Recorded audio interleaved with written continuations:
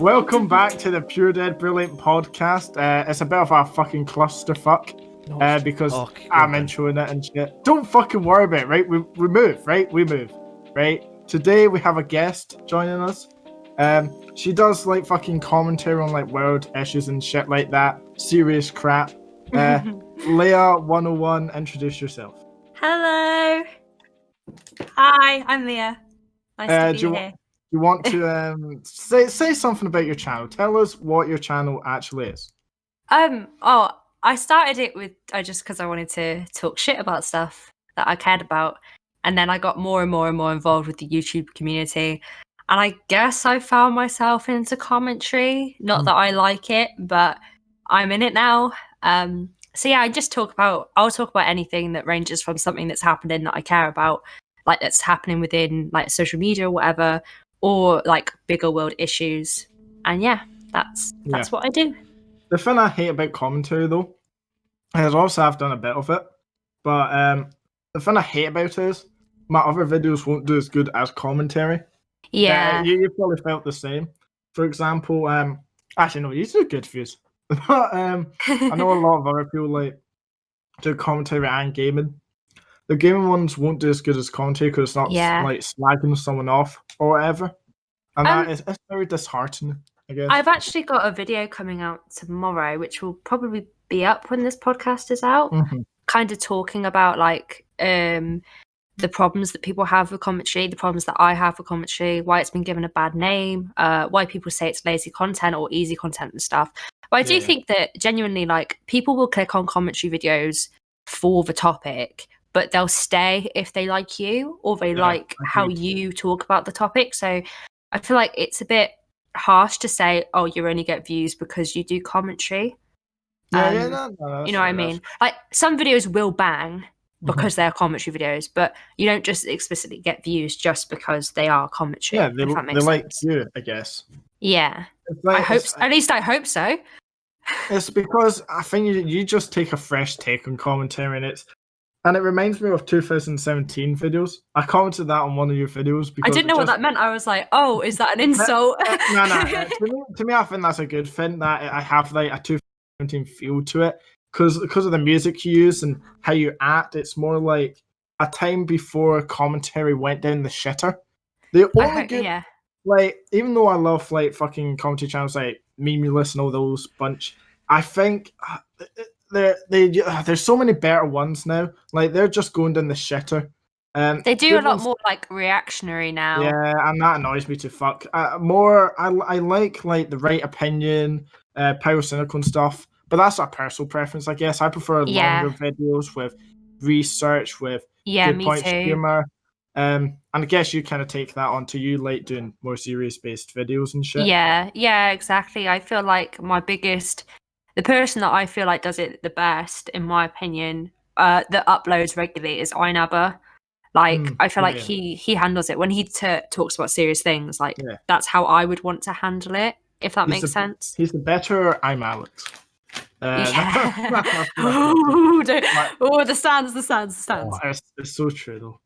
What do you guys think about commentary channels in today's YouTube climate? Some are good, some are shite.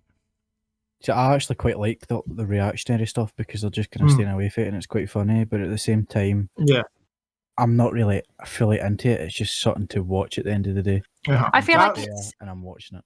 It's like it's entertaining, but it's so like highly saturated now. Like, so many people do it. I feel like that's what people have a problem with. Is so many people do reactionary content that it's very hard to be original. Whereas if you talk about something more serious, you have your own opinion. So even if your opinion is similar to someone else's, you will talk about it in a more original way. But again, that can be hard to watch because you could like literally disagree with someone, or you could get yourself into a controversy. So that's the thing with having 3 hosts on this as well. We all have like different preferences. Obviously, we're not all the fucking same brain level. So even though I don't personally enjoy it, well, it's not I don't enjoy it, it's just quite boring and overused. I couldn't binge watch it. But I could put a video on. As Joel said, it's like something to watch at the end of the day. So if he enjoys it, fine. It's just it just really depends on somebody's preference. We're not all gonna enjoy the same content. So, but I think a lot of fans or stans take it to heart. See, if I put on twitter.com, I hate Dream, right? I'd be fucking attacked, right? Yeah. And I'd probably give a good point as why I don't like his content. But I get brutally attacked either way. And it's like, people can have different opinions. Doesn't mean you gotta hate them. See, here's a thing that's very controversial in my opinion, right? I know nobody that's I know nobody that is a Tory, right, or a conservative vote or whatever, right? But I know of people who said if they were in America, they'd vote Trump, right? That doesn't mean I'm not going to be their friend anymore.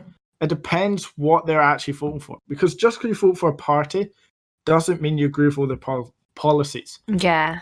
And that's what a lot of people don't fucking get, and it really fucking pisses me off. They're like, it's more of a way up. Like, you have to. There are points, like the problem with like UK and America is the two-party system, and there's faults on either side, and it's what you weigh up as more important to you. Talking more like in like England, for example, and when the elections in Wales that are dependent on Westminster, it is very like Labour or Tory, like, and it's weighing up what you find more important. But sometimes that can be in the current climate, it is you're voting for a party that will benefit you and has some really good ideas, but downside, no free school meals. That's what I think is very interesting in the UK and Scotland specifically. It's not really Tory controlled. It's either SNP or Labour. Lewis is a diehard SNP supporter, and Joe, me and Lewis have talked about this multiple times. I think Joe, explain what you were before like Brexit and all that shit happened, before the Tory government. Like, what was did you want independence, or would you know? Used to piss me off. First time, when it first came around, there was actually no benefits to actual younger people. If you read into it, there was no benefits to it. So I was but at the same time, I could not give a shit. Realistically, in 20 years, I'm not going to be in this country. So it's just kind of like, I didn't care. But now, the only way out is literally out the door. Yeah. I don't want anything else to do with Lewis, it. do you want to talk about how you feel about independence? Sorry, the first time round, or if it was to happen again? Yeah, both of them. Well, it's kind of the same, to be fair.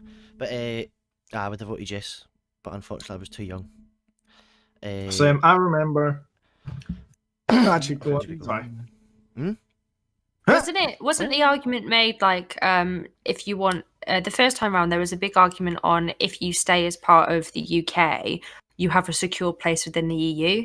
And then Westminster went, haha, no, see you later. Yeah, I had a very interesting conversation with J-Trey. She's a small YouTuber, pretty cool editor. Anyway, and she was talking to me about the history of Ireland and shit, because she's from Ireland, and she was talking about the potato war and all that stuff. Because I thought it's a funny fucking name. I had no clue about it, and I'd prefer to hear it from somebody that knows more about it than just fucking Wikipedia. Yeah, so, I've had long conversations with Connell about this. I asked about it, and then she told me about the potato war and how like they would be starved of food and the only food they could have is potatoes and stuff. I was like, shit, this is very interesting. And we're just going to a conversation about how England or the English government, right? Not English folk. Oh, here we go. the English government are very, the tyrants in a way. For example, the Tory government, true colonizers. They dead ass because. We want to now leave the fucking. See if we had another independence vote, right? It'll be way more than just 50% voted to leave. Yeah, it's up now to 60. Yeah. 100% agree, because I would too. When it first happened, I would not have. But now I generally would just vote us out because of Brexit and how fucked we have been. But the government won't let us have that. Like the fucking SNP always like ask and beg, saying like, give us an independence or indie ref 2 or whatever, and they always say no. And like I talk about this so many times because this clip really pisses me off. It's when I think one of the SNP MPs or some shit was standing up talking about independence, yada yada, and House of Commons, and then Boris Johnson was just on his phone texting the whole time. Yeah, and I've seen that clip. Yeah, the guy called him out on it, and then he said, "Oh, say something interesting." Then it's like, shut the fuck up. This is a country we're talking about. Jesus Christ! And it was like so fucking it was so irritating. Like, we would still be his ally. We just wouldn't be a part of him. Like, it's not that big a deal. It's very interesting reflecting that on the situation in Wales at the moment, because, like, obviously, although it's a bit different, I guess, in terms of the Westminster elections, because right now, obviously, there's a Tory majority in Wales, but in the actual Welsh Parliament, it's led by Labour, because in the Senedd elections, Labour in power. And since everything that's been going on with coronavirus, we've had our first debate in the Senedd about independence. And that's being pushed like heavily by Plaid Cymru. But at the same time, you have Tory MPs trying to devolve us of any power that we have. And I don't think that discussion will even get to Parliament. So it'd be interesting to see, like, if Scotland push and Wales are only starting to push now. And if we can get Plaid in power, have like that kind of strength. But I think the problem is we have a very big middle class English population in Wales, because it's where a lot of people come to like retire and stuff, or people commute out of Wales, so they settle in Wales. Especially where I'm from, like on the border and on the coast, to be honest. So I feel like that's the only reason why we don't get it pushed as much, whereas in Scotland, I'm guessing you have like a higher Scottish percentage and less English people, but I don't know. Let's be honest, just fucking culture. Fucking politics. Fuck it, right? Everyone's bored of it. Two wee stats to name off quickly. Right, Lewis has been gathering his stats. Yes. Only 2 points, so I'm not sure exactly how long it is. I think it's the past... When was Maggie Thatcher Prime Minister? But 30 years ago. 70s. Oh, jeez. 40. But 40 years, every time something like... I don't even know how to describe this. Like, the way it's going now with Tories, Brexit, blah, blah, blah. Stuff like that's happened. Scotland's never voted for it. So there's literally no point. If it's a UK election, there's no point in Scotland voting because it just doesn't happen. It does annoy me. It does annoy me. Because I think when we had our first like independence, obviously all the countries had to vote, whatever the fuck. 3 countries vote. I think it was 3. Yeah, I think it was 3. Voted for us to go independent, right? Charlie, can I start you there? Yeah. You do know the first election was just Scotland. Oh, yeah. Anyway, fuck, I forget what I was going. Right, it doesn't matter what I was going to say. I know nothing about politics. Anyway. Just chatting out your ass. Yeah, let's stop talking about politics now. Cause I got my other point quickly. Oh, for fuck's sake. Let him make his point. Just, what's the only... Well, they're not now, obviously, but the only country that was in the UK that's left? Ireland. They're the 5th richest country in the world. Damn. Exactly. So imagine Scotland independent. Well, the thing is I was having a conversation. We were having a conversation with Connell about this Utanium, and he was saying that with Brexit, the act of Brexit is going against the Good Friday Agreement. So the IRA could technically declare war on the UK, and the rest of the people that were involved, the rest of the countries involved with the Good Friday Agreement, can't go against the agreement. Otherwise, the IRA have the right to declare war on them as well. So basically, Britain would have no support. They would have to honour it. But that's why there's such when Brexit was first coming about. That's why there was such a big discussion with Ireland because of the hard border and stuff like that. Because obviously there would need to be because Ireland is part of the EU, whereas Northern Ireland would not be because Northern Ireland is part of the UK. And I feel like that nuclear winter is coming if the IRA don't get what they want. So that would be fun. Not that I would be against, the total bombing of England. Don't quote me on that. But nah, I agree, to be honest. Right. Anyway, now the politics out of the way. Fucking. I was going to say in terms of just stuff with England, Mon IRA. What? Sorry? In terms of just being against England, Mon IRA. Mate, I couldn't agree more. Fucking anyway, questions. Fuck politics, right? Back to me. Back to Leah. Back to why we're actually here. We've got a list of questions from people, and we're starting this question. We're going to ask fucking every guest we have on, right? And I hope all you guys are actually looking at the questions, and I'm not just saying this. Yeah, I was on it. Right, good. Right. Joe, would you like to ask the first question? Okay, so if you answer this correct, you get a thumbs up. If you answer this incorrectly, I will unsubscribe from your YouTube channel. Yes, you will lose followers and subscribers. It's a very, very important question. Oh, okay. Apple juice or orange juice? Orange juice. Oh, Nah, Jesus. Oh, no. Unfortunately, your subs are going to go down now. I'm opening No, it up I on my cannot. phone. Cancel, I Leah. can't deal. No. No, Leah, you I'm fucking know typing the your name truth. up Wait. What? It could be worse. Do you prefer it just normal orange juice or with bits? with pulp.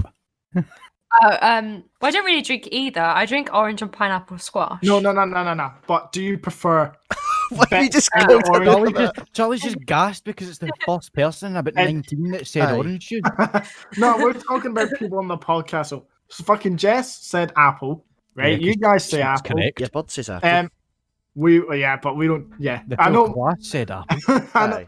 Listen. Oh, did you ask them? Fuckers. Right. Anyway. They're correct. Wait, does Orange everyone juice. here prefer apple? No, Yeah. orange juice. Aye. Orange Yeah. juice. Orange juice. I had some Orange apple juice, guys. this He's a morning and weapon. it was lovely. Orange juice is so good. Apple tastes of piss. I do like apple tastes juice. like apple. I do like apple juice. I just prefer. No, you orange don't, Leah. juice. No, you don't. Don't lie. No.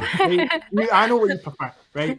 Anyway, now we've got the most important question out of the way, so it goes all downhill from here. Brilliant. Lewis, shall we segue on to your question? Nah. Wigway. Okay. Didn't say that. So, what are your goals on YouTube, Leah? Oh, I don't know. I thought that was the answer. Yeah, Don't know. blow All up. right, never know. That's Like, I don't know, no, man. I want to act like I'll blow up. Oh Yeah, my god. No, I can't believe that was the most awful thing ever. That's such an old meme. I love that. I just want to like share my takes on things, and yeah, hopefully, like I want to be a voice of neutrality to an extent, or at least if I'm not neutral, like make it clear where I stand. I kind of want people to feel like they can just talk about things, and there's a way of talking about things in the right way. And yeah, I just want to create a space where I can engage like in what I believe in, or like engage in different topics and start discussions with different people through that.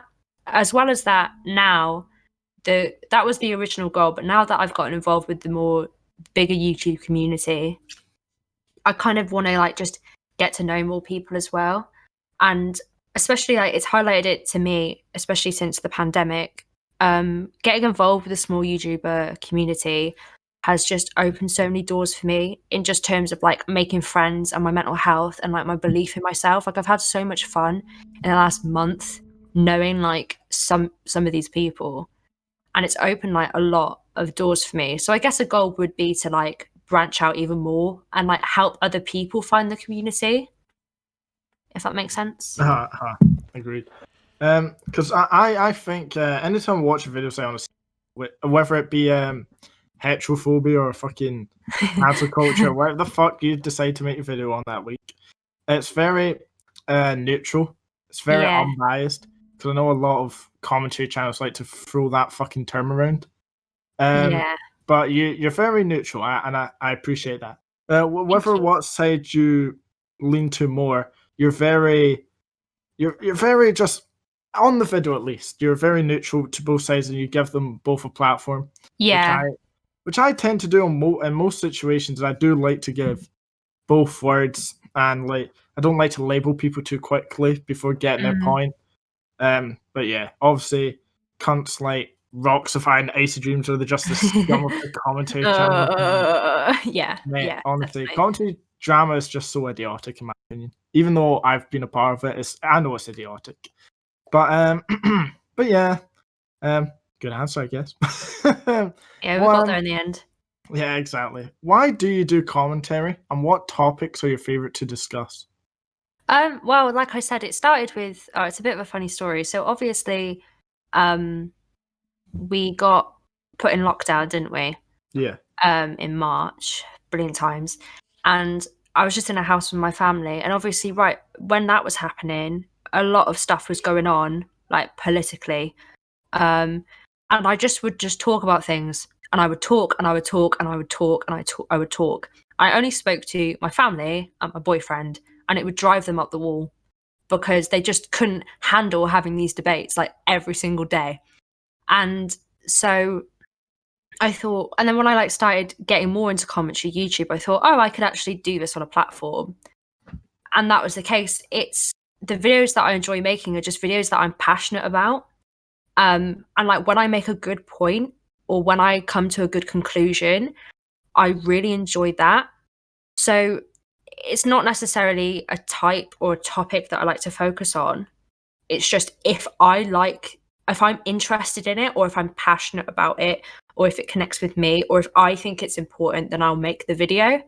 I do like talking, like analyzing like other people and what other people do and how other people act and why people act the way that they do. But I'm also quite conscious of doing that because that can come across like you're going for someone or you're defending someone.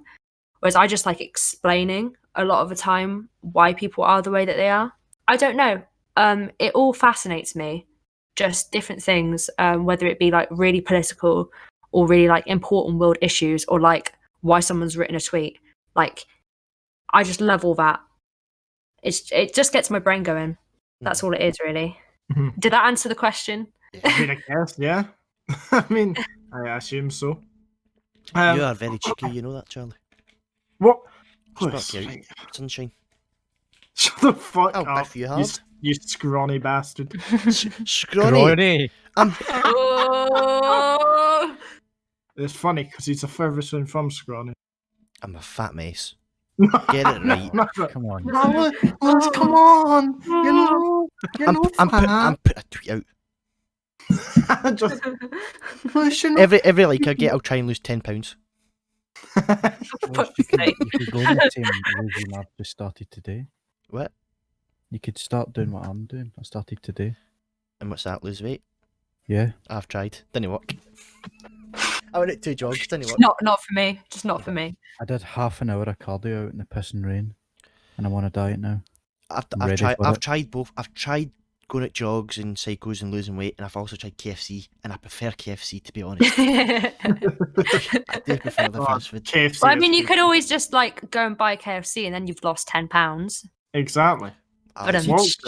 Good joke there. I like that. See, quickly before we segue into the next question, I want to shout out. Well, not shout out. I'm fucking pissed. What's happening? At Adobe Creative Cloud, okay? Oh, I hate it. The new student thing does not give me Premiere Pro to make my YouTube videos, and I am struggling. No, it doesn't let me cancel the plan it's given me, and I can't get Premiere Pro because I've already got a plan, and it's making me upset. So you can't. I downloaded it illegally. Yeah, Ooh, I did that, but it's really slow. You're cancelled. I don't give a shit. I'll say it again. The last free one I downloaded, it was so slow. Yeah, I know what you mean. It doesn't work, and I'm really upset because I really want to make a video. Download DaVinci Resolve. I wonder if my Adobe would be better if I paid for it. Who knows? It is better. It's so much better. But oh shit! It's you can pay £16 a month for the student one and get loads of apps, or it's £20 a month for just Premiere Pro. Jesus. What did you tell me to install? DaVinci Resolve. That's what I use. Is it free? Like, hey, Mm-hmm. DaVinci? Oh, Jesus Christ! I prefer Adobe, mate. Adobe is what you want. I prefer Adobe. When Creative Cloud. I bought something that's gonna improve my videos. Hopefully, if I do commentary stuff, and it's and what's amazing. that? Audio mixer. An audio mixer, because you tell you what, Charlie. I've tried to tell you so many times, but you just don't. I can't. I know what it is. I think I have an hearing issue. You do, because you start the video off and it's like, "Hey, I'm Charlie," and the background's like, I don't get it though, because literally you edit with headphones on. Yeah, and in real life, Are your headphones all the way down? Are your headphones working? see in plugged real in. life, right? See if I'm close. See if I'm like fucking staring the TV in the face. I'll turn it up to like 30. My girlfriend's like, Charlie, for fuck's sake, it's 30? fucking Really loud. And I'm like, no, it's not. Oh, I'm like that. I'm like So I generally believe I have a hearing issue because Lewis, Joe, other people say, Charlie, have you checked this audio? I'm like, well, yeah, it sounds perfectly fine to me, but I don't know what it is. I think I generally have a fucking hearing issue. Charlie, So I'm currently deaf in my left ear because it's blocked, and I could still hear the issue in the start of that video. I couldn't. I've got a wee input here, right? Because you were mentioning about tellies and volumes. Do any of yous no care about the number, like volume number? What? I don't know if that makes any sense. What, to make it even? Aye. Yeah, it needs to be either on a 5-0 or an even number. Aye. Do you feel the same? If you sit there with it on 13, Or 33 or something? It has to be a 5 or a 10 for me. Yeah, it That's needs fine, to be 5-0 or an even number. I normally you, hit mine's Charlie? around 12. I'm usually 18. Mine's just 12. It's a good volume for mine. Charlie's over there. It's 79. Anyway, here. With a sound bar. I don't get it. I don't get it. You don't get? Oh. No, Get him I off. don't. No, I don't understand because I do like the fucking altering and everything, but I don't want to understand. So you're not answering the question, you're just skipping Lewis, it. see, Alright. I'm gonna edit for 2 of you one day, Lewis, right? And I'm gonna let you hear it with me because Oh, see you later. Is that you, Joe? why have I been moved then? Joe? I'm Lewis? literally installing Lewis? DaVinci Oh, Resolve. fuck, it's Lewis Oh, is Christ. it me? How is All it I me? can do is hear the noise. DaVinci Resolve. Yeah. Oh, What? pissing me off. You said DaVinci Resolve. I did say DaVinci, yeah. Aye. Man, if you, what's he doing? Man, if Hello? you favorite TikTok. See the one with the women in the Oh, song. what one? What one? The one doing the song. The old ones. Well, they're not old, but The woman doing the song. women. On TikTok. The women. That You is seen the it? premise of It's TikTok. like there's like 5 midways women or something. Just What, God. all them dancing. It took too long. It took aye, too that long. one. And everybody's guessing what I've seen the guessing the women's kettles. I've seen the one guessing Guessing their that. shoes. I've seen the one guessing like their trousers and they're spot on. Aye, the kettle one was good. See the one that looks like she's from Birmingham? It was like the Tesco value, just white kettle. The one from Birmingham, is that the first one? No. No, it's like the second when she's sitting down. I'm on a different side of TikTok to you, mate. I'm on all the sides of TikTok. Charlie, you okay, mate? No, Are you okay? Yeah. Hello? happened. I don't know what happened either because we were just having a conversation about kettles. Yes. Lewis, is it DaVinci Resolve 16 or is it DaVinci Resolve Studio 16? What did I download? Where is it? Studio looks like it's got more, but I don't know if that's just to pull me in. There could be added extras. I think I just went the simple one, which is just 16. I'll pick the simple one. That's what I went for. Jesus Christ, this is some form. I need to fill out. Exactly. But it's good, Company. it's worth it. Tell us how you use this. YouTube videos. My slime. Right, anyway, moving on to the next question. Who's Yeah. got the Yeah. next question? Let me pull up my Discord here. Is it me? Or a Joe? No, Lewis, Wait, calm down. that's you, Joe. It's Joe. Yes, Joe. So, Leah, how do you go about researching the topics for the videos that you do? Does it just kind of come naturally, or? It depends on the topic. So for like events, like YouTube, like stuff that's gone on YouTube. For example, having to make that video on the Slazo situation, which I hated like making a video on because I didn't want to bring it up again. But I basically just went through like all the types of content that I could find that was about the situation. And then made a decision based on that. And you have to decide when it's stuff like that, when it's stuff like what a YouTuber has done, and when like it's not all in one space, you have to decide what is definitive fact and what is like what people have interpreted to have gone on. But then with other content, such as like the one on J.K. Rowling, it was a case of reading reviews and reading like articles and going through tweets and going through definitions and stuff like that. But usually like what I tend to do is if I get interested in a topic, I'll sit down. What I've started doing is I'll sit down with my phone and I'll just record like for half an hour of me just rambling about it, just to get my initial thoughts down. And then I'll, through that, pick out what my arguments are, put them in a document, and then I'll like research the situation and see if that impacts my argument. And then I'll then write my script depending on where I stand.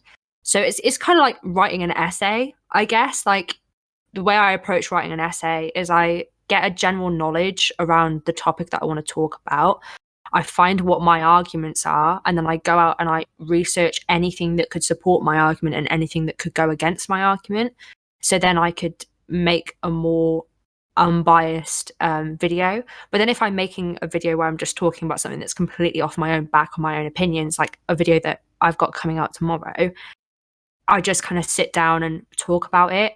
And then I'll just keep coming back to the script and adding or taking away stuff if I see relevant. So yeah. Very good. Kind of similar to what I do, because all your ideas come to you when you're not wanting to come. So everyone says you just carry a notepad. So when I'm in my work, like just working away, I'll have all the ideas in the world, and then I'll get home and I'm like, nah. So I don't really know how to improve that, but right now I'm wanting to do college work, but at the same time, I really, really want to make this video. I can't do it. I'm the same. I get about 4 videos a night. You have to put time aside. Like I get it because on my university course, like I do so much on my course. It's like it's very analytical because I do a drama and theatre arts degree, but I do within that, like I talk about performance studies and like the politics and like sociology around all of that. So I've got a lot of background knowledge when it comes to like how we perform and how we shape our opinions and how we present ourselves.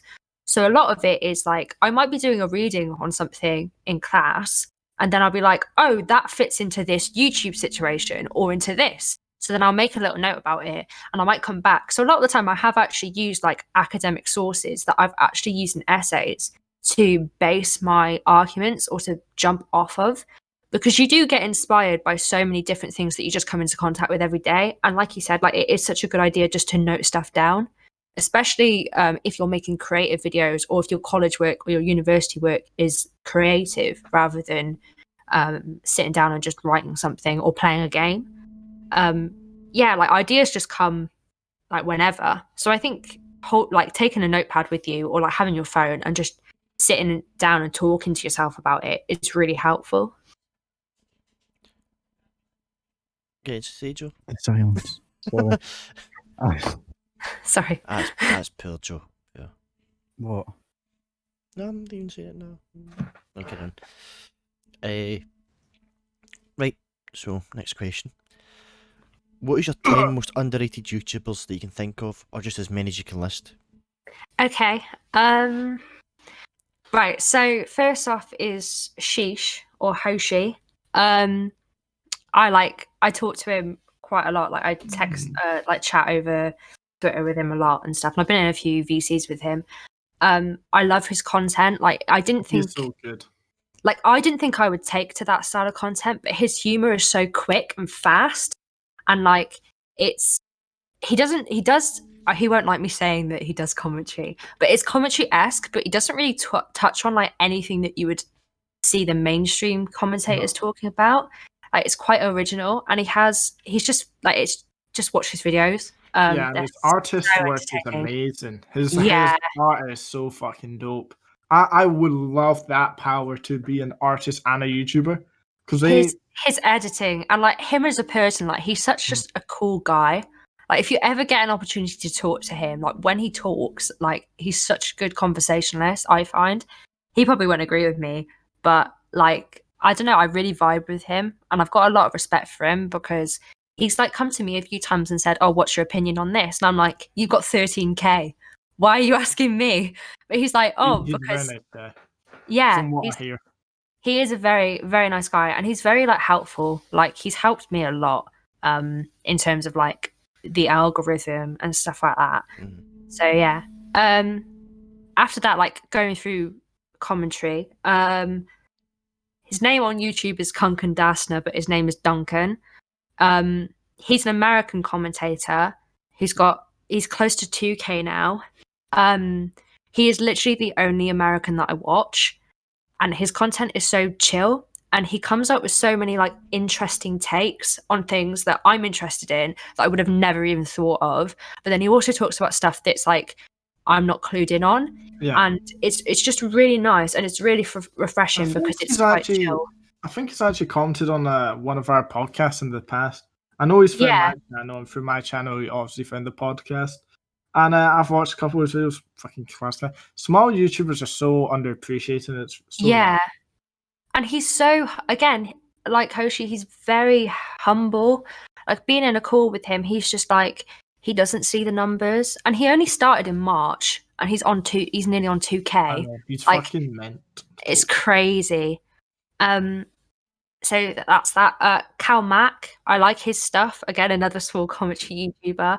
He does a more like reactionary style, and again, it's a bit more chilled out rather than like you're in your face like of the bigger YouTubers that you watch. I really like his stuff, and I do think he's underrated. And again, like I've had personal like interactions with him, so I guess that probably impacts the way I see him. And then I've got to like put my friends in there. Tiaozi Taylor, she's moved more into again commentary recently, and she's finding her feet, and I know how much more fun she's having with that content.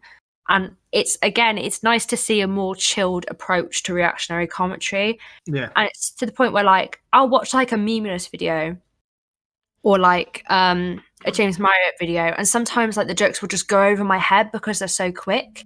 Whereas with Taylor's content, I found she'll say something and I'll find it funny, and 3 minutes in, I'll still be like laughing or giggling over something that she said. And then Delicia and the Utanium, so Delicia BC and Utanium, I don't really like that style of content, but I do enjoy their videos. Yeah. With Dow especially, like she comes up, like sitting in call with her when she's editing is absolutely hilarious, because she'll like do something really cool with her editing and she'll be like, oh my god, I've just done something really sick, I'm really excited, and she's got so much passion for it. And she comes up with videos that you would like expect to see on the recommended page. Like she comes up with ideas, like she'll come up with ideas like in the VC that you'd be like, oh, not, oh, I think a bigger YouTuber has done that, but they're kind of ideas that bigger YouTubers would come up with, if that makes any sense. Yeah. She is very fucking quick on her feet. That's the best way to say it. She's very smart when it comes to the algorithm, I would say. Definitely. Because there was one I think I literally posted something just saying like, yeah, I need ideas. She fucking hit me up on Discord and say, have all of these. And then it was like a whole that's the list I'm on about. Yeah. And then I was like, holy shit. This woman is clearly passionate about what she fucking wants to do. Her mind just doesn't stop. Like her mind just doesn't stop. Like and it's same with Connell. Like again, I don't really like that style of content, but I enjoy it because I know how much he does put into thinking about it. Like he does do a lot behind the scenes. And he does a lot for other people as well. Yeah. His Photoshop is very good. He's very good at the old Photoshop, I would say. He's very gifted he's very, what's the fucking word? Gifted when it comes to like fucking technology and editing and all that crap. Well, he does computer science, so. Well, does he? Oh, I fucking didn't know that. That would be. Same. That'd be why. I like Jess Mason's style of video because I don't like gameplay commentary. Yeah. And that's because I find it hard to like switch onto it. Whereas like commentary where someone's like talking, you've got a visual as well. Yeah. But I find it a lot easier to like listen to her. Like, and from the videos that I've watched, she's just generally like quite captivating, and she makes really good points, and I like the way that she makes them. I don't know if I just like the sound of her voice, but I just really like, I can just sit and listen and pay full attention to a video that she makes, especially like recently, with some of the stuff, like especially when like the one that she made on the Twitter thingies. I'm not gonna say because obviously like a bit of a controversial. The peels. Yeah. No censor. But yeah, that like the way that she did that video and handled that video was like sick. And like I don't want to say like to make a video like that like almost easy to watch. Like there's some talent with that, I guess. Trying to think of. I'm just going through the Discord server now. I like again Owen Powell and Tom GW. They're class. They've got to be in there, I guess. I feel like they're the kind of people that if they had like if you gave them a 4K camera and then they did their content, you'd be like, yeah, they've got 100K. And they're very like they seem very humble and very nice. Like I haven't really interacted with them especially, but I've got friends that have. And behind the scenes, they come across as really nice. I haven't talked to Owen, but I've interacted with Tom, and he's so nice. Generally, he's very he's very street smart, if you will. Like, see, for example, if there's like fucking drama going on in the timeline, he'll probably make a quick comment and then DM the person involved or some shit. Yeah. With like corners, situations, shit. If you know that, cool. If you don't, yeah. I know. But with that, he messaged Tom, and shit like that. And then I messaged Tom saying like, "Yo, thanks for like saying all that shit to him." And then we had a conversation about cancel culture and stuff. He's a very smart lad, and he's very entertaining to watch. He's also started Twitch streaming now, which will be very good. Yeah, those will be fucking class as hell. But yeah, he's just a nice fucking guy. Well, what else can you really say? I think that's 9. So the 10th one. Oh, I've done quite well. I've got to say, the thing is, this is not YouTube because he doesn't really do much YouTube. But Aid Lamb, that man, oh my god, like he just like whether it's on Twitch or in a VC, like oh my god, he's so funny. And I feel like if he could mirror that energy that he has on Twitch and put that in a video, like he'd be sent. And he's so good to debate with, apparently. Like, apparently he's, like, really good to debate with. I was talking to NDL about it. Like, apparently he's very, very good at debating.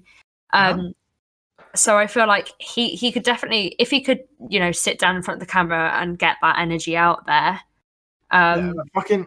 He got so fucked recently. He was shafted with the Love or Host. Because of Love or Host. Do you guys know what Love or Host is? No, but I don't know why, Reed. Yeah. See, when you hashtag it on Twitter, it pisses me off.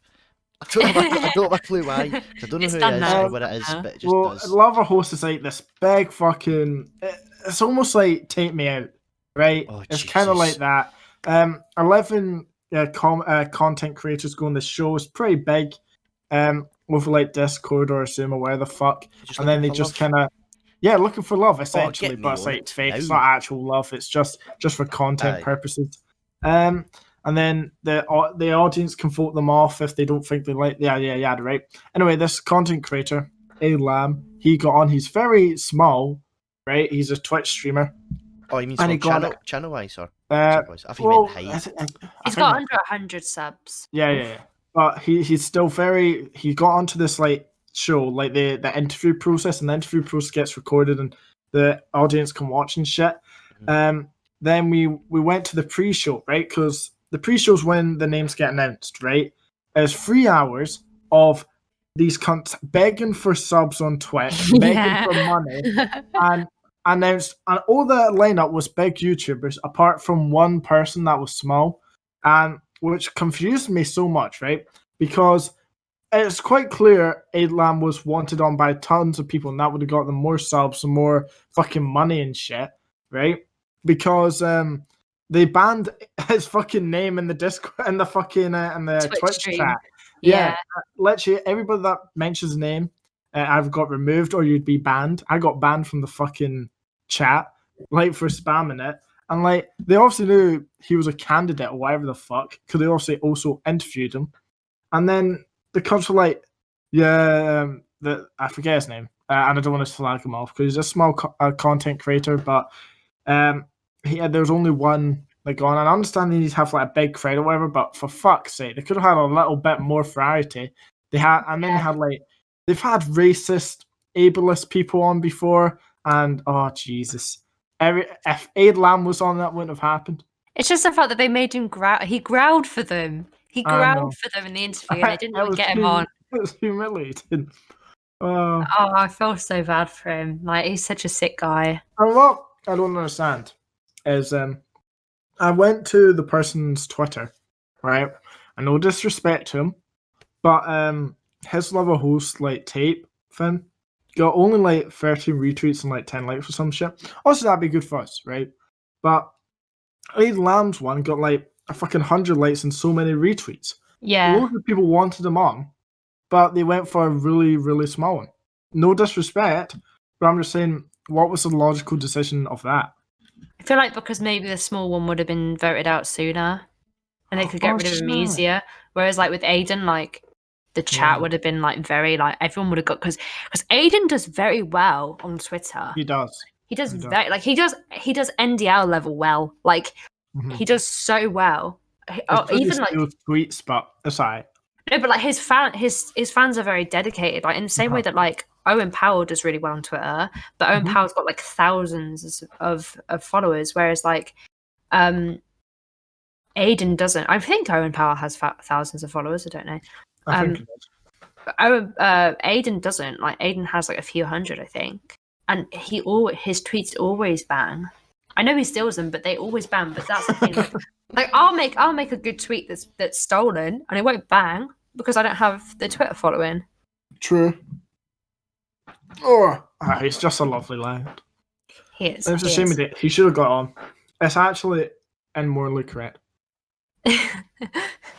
Justice for Aid Lamb. Agreed. Honestly, fucking had so many shit cunts on. Anyway, I'd be good on it. What? Sorry. I'd be good on it because, you know. Because you're lonely. Yeah. I think you'd be amazing. I was going to say I'm good at relationships. That's why I'm single. But you took the words right out of my mouth. As always, mate, as always. Anyway, if you could do any kind of content layer and get the same amount of views, what would you do? So anything in the fucking world you could do, and you still get the same views you get now on it or more. What would you do? I would absolutely love to be able to do like what Bambino Becky and Cam Kirkham do. But I just don't. I don't have the camera presence for it, or at least I don't yet. Like I can't. I just can't. I bounce off of other people. If I'm not passionate about something, I bounce off better off of other people. So I can't really be like that on camera. I'm like that behind the scenes sometimes, but yeah. Like I do envy, like I watch that content. It's not my favorite content, but I do envy the people that do that content, and because it does seem like so much fun. Like that's why I would want to do it because it looks so cool. Like, yeah, that would be the answer. That's fair. This is just a question for all of us, I guess. Do you get, for example, let's say you do a video on something you feel more passionate about, or you've spent more time researching and it doesn't do the views you usually get, or it just flops. Does it dishearten you and doesn't make you want to continue that content? Anyone can answer straight off the bat. Yeah. 100%. Yeah, I was like that with the Outlast series I done. That's why it took me like a month to go back into it. Yeah. Because I thought there's no point, no one wants to see it, but I was just, I may as well finish it. That's the thing that happened with me like a while back. Obviously, about like every week I would at least upload one video of fucking gaming or whatever, right? They weren't anything like massively edited or whatever, but they were still just fun to do and fun to make. And I always post them out like every week, yada. But they just done so bad, and it really just crushed my soul. So I think I had like a month or 2 month break, and it just made you not want to come back to the content. Yeah. And it's so sad. It's the same I'm having now, right? Because obviously I could fucking make a video calling out a commentary channel, or I could talk about a very serious issue that I'd feel passionate about, right? And I'd get like hundreds of views, which obviously it's good fun, but oh, he's away. Sorry. Anyway, but that would also be a good thing, right? Getting that many views. But it's when I make something like a gaming video. I like doing those because it's fun and it's almost like an archive. Yeah. Because my Nuzlocke stuff is right. It's my first Nuzlocke ever, right? So I thought that'd be cool to document it and see how I do for my first one, right? And obviously it didn't flop, right? It didn't totally flop. It's like I think it's on 50 views or some shit. Which is I know, but as I know it's not gonna go any higher, right? That's the thing. And it's the same feeling I had back then with get like the gaming videos I upload like every day. Not every day, sorry, every week. Like there's stuff I enjoyed, but they weren't get any traction. It just demotivates you and shit like that. But I feel with commentary I have to be passionate about something to do it. Yeah. For example, I kind of made the Reddit video because I've always wanted to do it, but it wasn't like a true passion. For example, when I made those prideful videos and shit, they're like my proudest work, right? And now a fucking video about a transphobic fucking cunt, it has beaten it. And it's not saying I'm not proud of that video, right? I'm glad I called him out and shit, even though the audio was fucking whack, because I generally think I have a hearing issue. But anyway, it was still formatted well, whatever the fucking people agreed to the points, which is good. And I managed to convince one of the people involved that he was a dickhead, which was also good. But it's like, it didn't make me feel good inside. If I feel like I have it both ways. When I first started, I didn't really care about views. Like it was more like, oh, it's a hobby. And then getting in like the smaller community and like the amount that people talk about views and everything is about views or subs or how many subs you've gained or how many subs you have or how many views you got in the last hour. Yeah. And I think like testimony to it, my most viewed video, like there's a lot of focus that I notice when someone releases a video on what it ranks like out of like your out of 10 uploads. So how well it's done in the first hour. My first viewed video, my first big video, my biggest video on my channel did the worst in the first hour out of all of my videos, and it's now nearly on 2k views. Like for me, it is a bit disheartening when I make something that I'm passionate about and it flops, but at the same time I feel like it's a bit, you kind of just have to get in the mindset of, okay, not everyone is going to enjoy what I've done. So it's not like my heterophobia video has hit like 300 views now, I think. I'm like, why do people like, why? I'm literally just chatting shit about something that's happened on Twitter and making a few like good points that's a bit more like deep. And that's done really well. And it's not even like about something that's gone on with a big YouTuber or a big event. Yeah. But people like that, seem to like that video. So it's kind of like you just need to accept that like you don't know what people are going to like, which is really like discouraging because you feel like you're just going in blind. But if your focus is more, oh, I enjoyed this video, so I want to put it out there, you're not going to feel that discouraged, I guess. It's a bit discouraging seeing my Kavos video like nearly hit 2k views when I literally just made it because I was angry. Yeah. And I didn't make it, like I was passionate, definitely was passionate, but I didn't think it would make an impact. And then when I knew that like Kavos had seen the video, I was like, fucking hell, that's terrifying. But that is a weird feeling when, like, for example, we're all small, right? On the big scale of things, we're all small channels, right? And I know specifically for commentary, you make a video because you feel passionate about it, right? Well, that's for me and probably for you as well. Yeah. You don't really do it to get like major attention. Also, you want people to be informed of the scenario, but you don't expect the prosecutors to respond, right? Yeah. So that's why when I made that Prideful video and shit, right? I recommend watching them if you're new, right? Because I generally think they're my best pieces of work, and they're so important to my channel, and I love them. Anyway, so when that happened, right? Also, I made my first video talking about how I infiltrated the homophobic group and their plans, yada yada.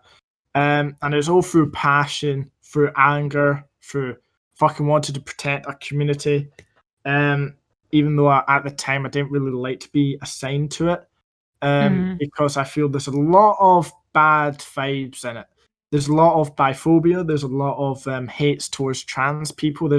I don't know if it's like that now, but after that video, a lot of people in the community came out to me. It was like, Charlie, thank you for making this video. This really helped a lot. This really made us see stuff. And I'm like, yeah, this is amazing. I made an impact. Then I got a message from like the fucking leader of that whole operation. And that's how my second video came about. I had an interview with him and shit. And I thought, Jesus, even though my video was massive, the fact like that the head of the snake wanted to contact me was fucking mind blowing. And like the fact that they know it existed, like on its own, is mind boggling. For example, like Icy, I knew he was probably gonna like throw a fit on Twitter, right? Because I was beefing up this fucking video for like weeks, and then I actually made it. So obviously I knew he was going to respond, but for that, like when it's a really serious issue, you don't expect them to respond. But fucking videos, man. I think like what I like is I've started taking more like, so I didn't really like talking to my friends. So like my in real life friends and my YouTube friends about my content, because it's like, it's about opinion. It's not like, oh, look at this cool challenge video I've done, or look at this cool gaming video I've done. It's like, here is all my opinions laid out for you to criticize. And I didn't really talk about it. And then I was in a call and people started talking about my content, and I was just sat there like, this is very uncomfortable. But what I took from it is when like I get messages, like I get so many messages from people on Twitter being like, what do you think about this situation?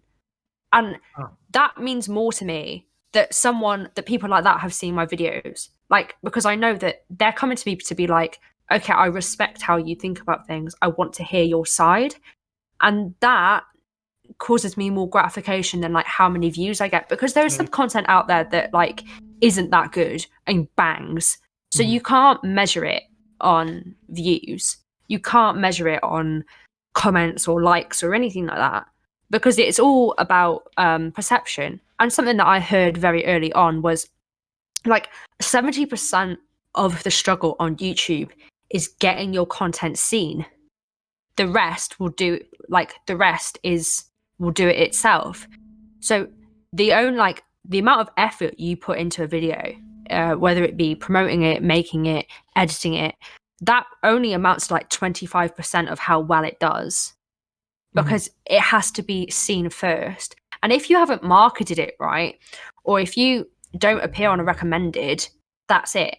And the reason why I keep racking up views is I have people like message me being like, oh, your video was in my recommended today, I've subscribed. And it's like, that's crazy. Yeah. But it would be a video that I would never expect to get there. Agreed. So you just don't, it's just better not to get in your head about it, which I know is like really like easy to say. And it's like easy to be like, I'll just do it as a hobby. But it can be discouraging, especially when your friends are doing really well as well. Yeah, that's the thing. I don't think I really have. That's going so sad. Well, I don't. I've voiced these concerns before, but I don't feel like I really fit in that bubble of creators. I think I'm quite happily sitting with Joe and Lewis on one side and letting the others do their thing. Because I think, I don't know, they have like everything on their brain is YouTube and stuff. Don't get me wrong, I'm fucking passionate about it. I want to make good videos. I want to increase my editing, increase my workflow, yada yada yada. But it seems, this isn't on a fucking diss, but it seems like a lot of their focus is on YouTube, and that's kind of the only thing they focus on. Where I'm just like here for a fucking fun time and just want to maybe meet some friends along the way and make good fucking content, you know. That's the thing. Like I feel like the reason why I'm only in it as much as I am is because I'm genuinely friends with Del, and I'm genuinely friends with Taylor, and I'm genuinely friends with Aiden, and Hoshi and Duncan and Cal. Like I genuinely like these people.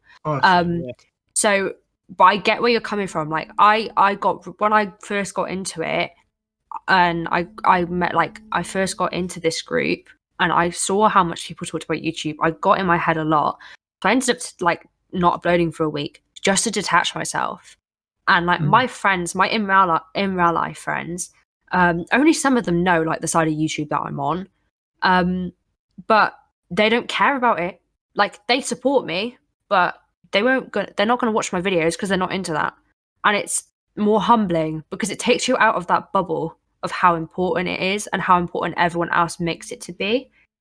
And it's that kind of thing where you've got to be careful that you stick to yourself. So even though I seem like I am like a huge part of it, I'm really not, because I don't actually do the grafting. Like I'm not in people's DMs. I'm not trying to collab with people. I'm not trying to get involved with stuff. The things I get involved with literally just present themselves to me and I'm like, oh, I'll do that. And it's that simple. And I feel like a lot of people put too much pressure on like, I'm going to do this because it's going to do well, when you should be doing it because you enjoy it.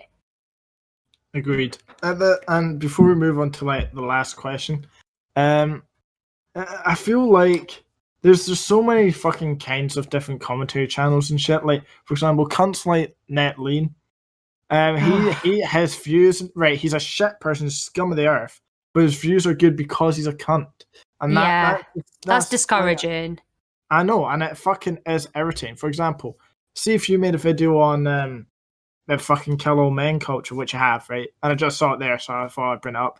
When you talk about men and stuff, obviously that annoys a lot of fucking straight men or just men in general. I didn't say kill all men. I said, why do people say men are trash? That was it. But yeah, I do apologize. I don't want to kill all men. No. Yeah. But obviously, that's a very touchy subject to men or whatever, even when it's.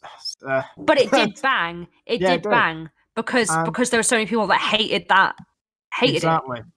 And if I'm not saying you're a cunt for making that video, right? Because I thought it was pretty good. But if you're a cunt, you'll succeed. Essentially, which is really shitty. And it is disheartening. It's disheartening. Disheartening. Yeah, there we go. And it's very. Who fucking knows where YouTube's going nowadays? Am I right? Exactly. Yeah. It's but yeah, fucking. I wish my gaming videos were better. That was that whole rant was about. Right. Anyway, Lewis, would you like to say the final question? Yes, sir, I would.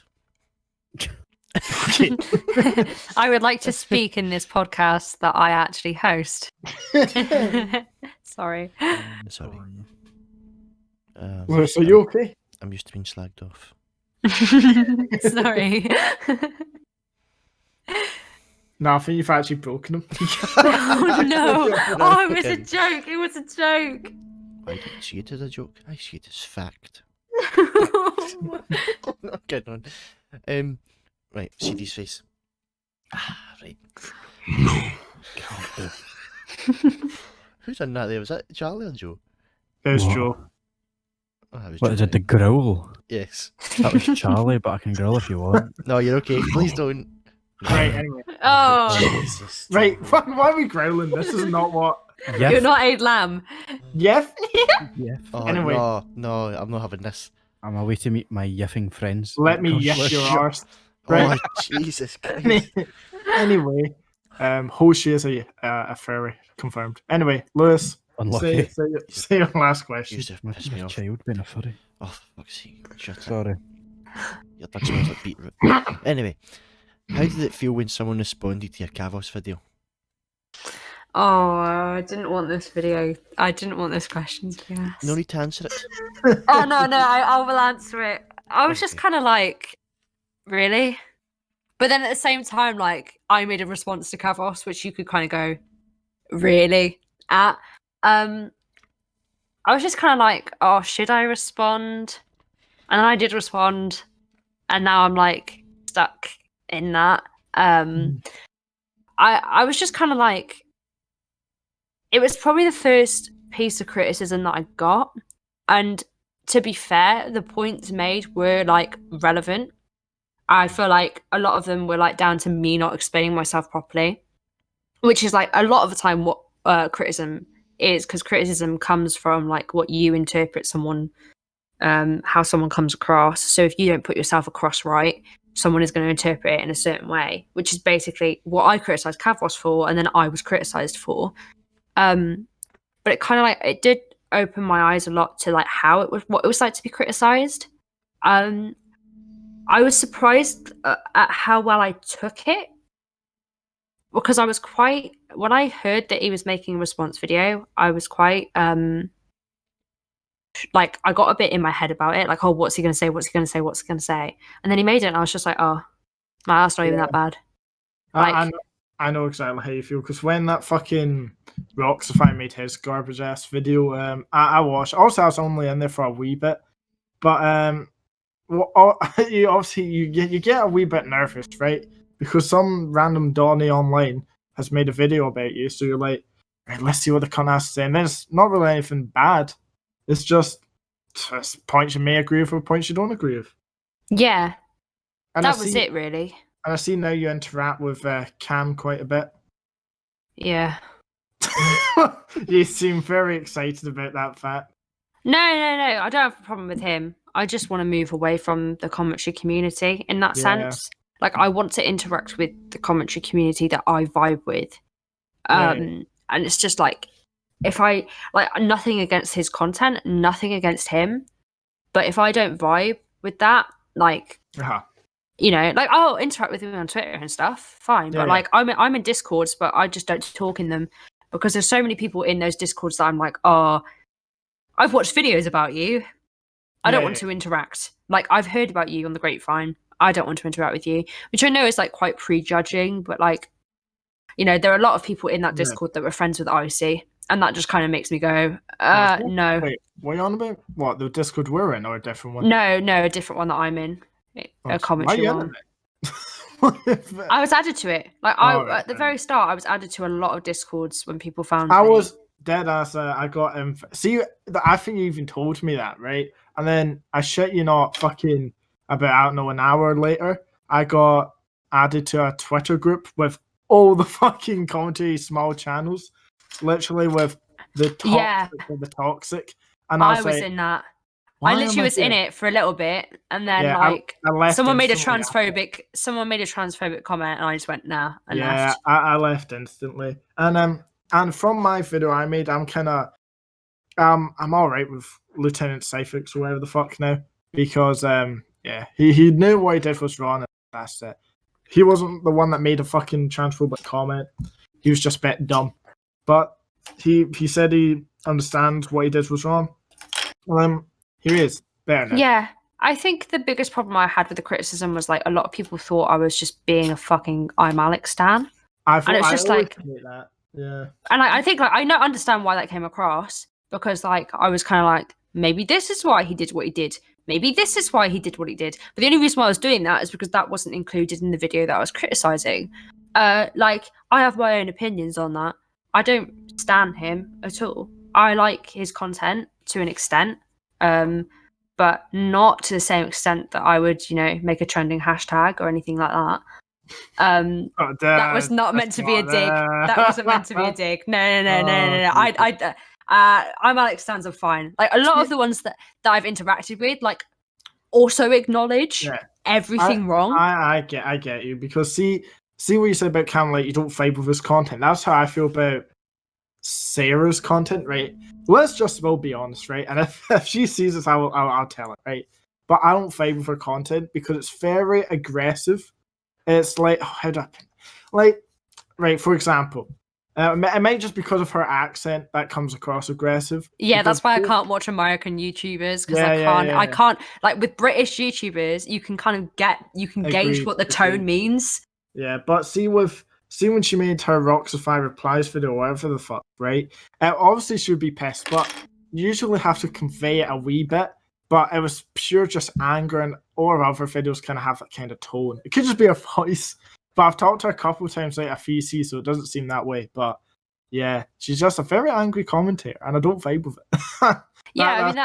That's where I don't like Kavos. Like, he makes some good videos. Don't get me wrong. Like, objectively, yeah. But I just don't like the way he comes across, and that I'm entitled to that. But I don't think anyone is I wouldn't want to convince other people to hate him. Yeah. I'm just more like focused on pointing out the problems in what he's done, what I think he's done. And that's what I hate about this whole like hate train against people in terms of like cancel culture. In particular, like the example would be against Alex, is that you just need to accept that like people understand that he's done wrong, but they're not going to stop supporting him. And nothing that you do is going to stop that. So just stop getting so pissed off. Like you have done everything. You've put the information on the table and people have gone, yeah, okay, fair enough. I agree, but I still enjoy his content. Some people are like, that is, you know, the bad that someone does is not them as an entire person. Like they can still be capable of good things, and sadly, in some circumstances, stans will not acknowledge fully the bad. But when a stan has acknowledged the bad fully, but then still chooses to enjoy the content, then like that's their own prerogative, and there's nothing else you can do. But people like Kavos and other commentary channels, whether they be big or small, can't wrap their brains around that. Yeah. And it's frustrating. Yeah, it fucking is. It fucking is. Fans piss me off, essentially. I like stans, I like fans, whatever the fuck you class yourself as, I like you. But if you're pushing boundaries that don't need, for example, right? Let's say you're an I'm Alex stan account. It's almost like this is so idiotic, right? You know when you have a field trip with your school, right? Or when you were in school, right? And you had a wee uniform and they say, don't do blank because you're representing us. Yeah. It's almost like that. Yeah.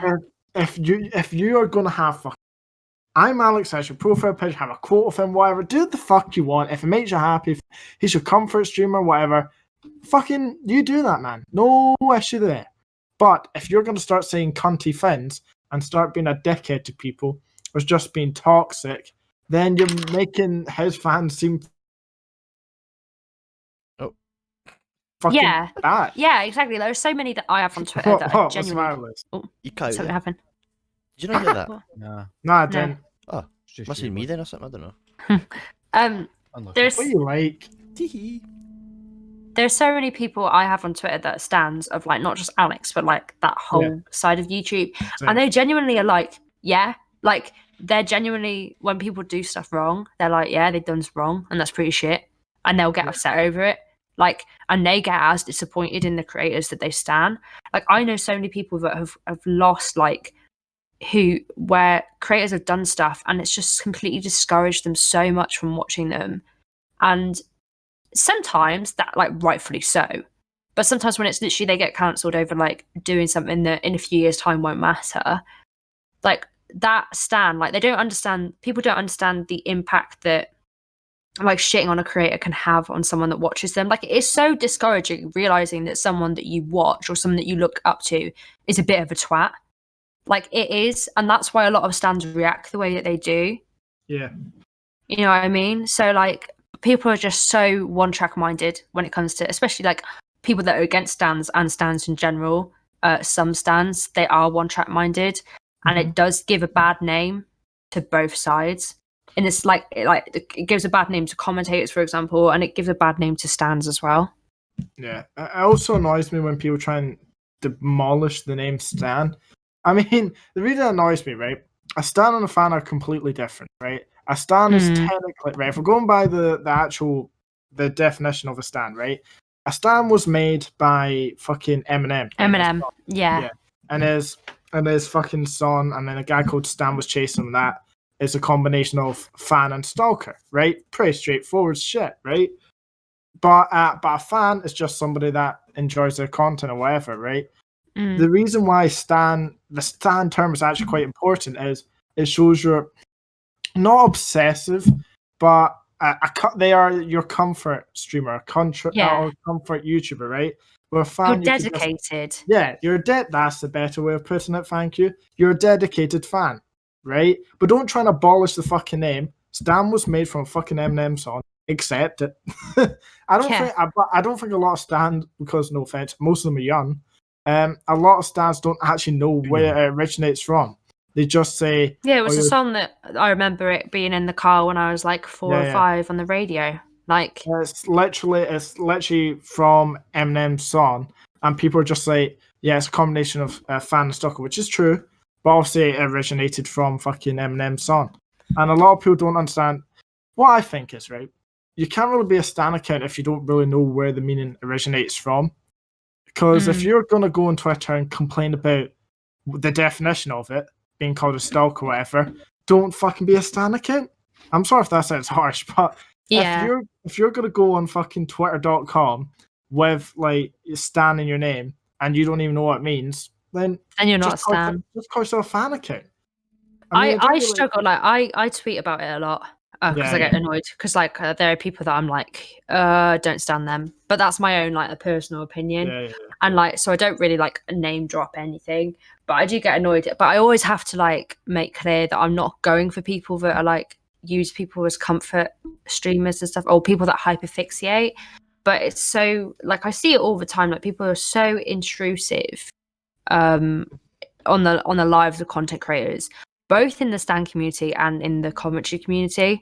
It's just like, give them some privacy. I hate it how people criticize creators for getting annoyed about it, because it's like, you've been given this platform, you should be grateful, but that doesn't mean that they consent to you knowing everything that's happening in their personal life. Like, they don't have to answer to you. And a lot of stans and commentators think that they should. And I don't know, that just makes me feel like really uncomfortable. Like, I wouldn't want people to like, I wouldn't want people to feel like obliged to know everything about my personal life. And try and change names and shit, But anyway, yeah, I think we've dragged this on long enough. Sorry. Yeah, it's fine. Do you guys have anything else you'd like to say? Chicken's really nice. Chicken's really nice. It's really nice. You mess. Lewis, do you have anything? That was lovely. One hoops. No. Oh, Celtic shite. Anyway, I'm not having that. Shall we just wrap it up then? Shall we just wrap it up? Title of the video, Joe had a very nice dinner. Joe had a bit, please. That will give us all the views. Chicken and rice. Charlie, I'm not. Oh, give me I'm not ending this until you say sorry, Charlie. I'm not saying sorry for your shite performance as a team. Say sorry.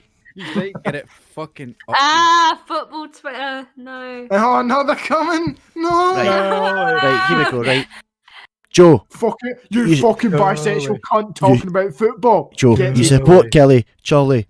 You support. Oh, I don't know what you support. Loads of stuff. Mum that made my dinner, so fucking pipe down. That's the worst thing. Wrap it up. Wrap it up with your chicken. Why have we just abused him at the end, Joe? What's he's piping up. Piping up because I said one of the hoops. Because you're a spoilt football fan. Spoiled. You've no beat a game in your life, pal. Well, right, guys, please. Anyway, right, let's end it here. Leah, it's been great having you. I hope we didn't drag this on too long. But No. It's been very fun. Now Joe can finally fuck off and sleep after he's eaten. Eat the I don't sleep at 6. Do I look like Lewis? Yeah. Oh, Lewis. No, you're half an hour off. Half an hour off. Get factory. For you come out. Right. Anyway, 6. Lewis, Joe, anything last words? No. Thank you, Leah, for as coming always, on. if you've made it to this point in the video, please comment Charlie likes cricket. That's Yeah, that's a good one. Yeah, but no one ever does it. But comment it. No one listens this far in. Oh, I've got a wee quick question. I'll comment. Leah, exactly. Guess our watch time, our average watch time on Spotify. You told me. Please don't.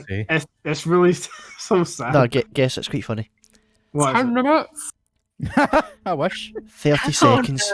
30 seconds of watch. I'm not moving to Spotify. I give up. I'm not paying money just to get abused like that. No, you know the bad thing about that is I have watched 2 full episodes that are an hour long, which means people are clicking on it, watching it for 5 seconds and going, nah. Also, if you guys have also got this far, please watch Joe's recent video. It's very... Yes. Oh, thank you. Apparently Leah's watched it, so that's like... Get Joe to 100 subs as well. Get Joe to 100. I don't know if that's Joe to happening this year, 100 but subs. let's hope so. I've got a new video coming out soon. What's that about? Oh, sorry. It's another spooky story. Oh, nice. Can't wait. But yeah, try and get Joe to 100 subs. Thank you. Anyway, until the next one, Bye. Bye. Bye.